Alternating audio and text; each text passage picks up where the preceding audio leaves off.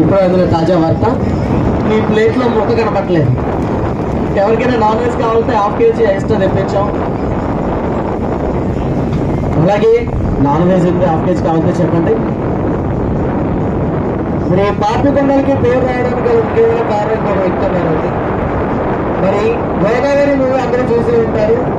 మరి Godavari movie shooting అంతా కూడా ఈ గోదావరి మీద ఈ పాపికొండలోనే ఆ షూట్ అంతా కూడా తీయడం జరిగింది. మరి గోదావరిలో సాంగ్స్ అన్ని కూడా వింటూ హ్యాపీగా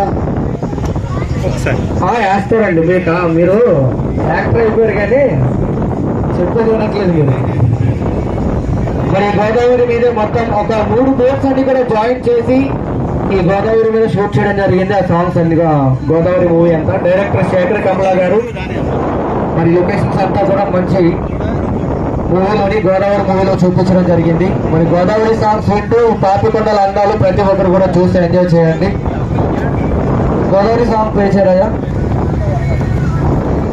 చూడండి. డిస్టెన్స్ తక్కువ, లోతు ఎక్కువ. పిల్లలు జాగ్రత్త, పిల్లలు మాత్రం జాగ్రత్త. అక్కడక్కడ క్రొకోడైల్స్ కూడా కనబడతాయి చూడండి. క్రొకోడైల్స్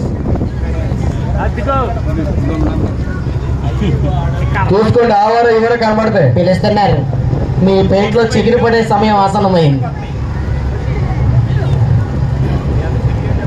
మరి ఈ పాపికొండలో పెద్ద పెద్ద యానిమల్స్ ఉంటాయి, తెలుసా మీకు? వదిలేరా కాసేపు వాళ్ళనే. సింహం, పులి, ఏనుగు, అవి తప్పించి మిగతా జంతువులు చూడండి.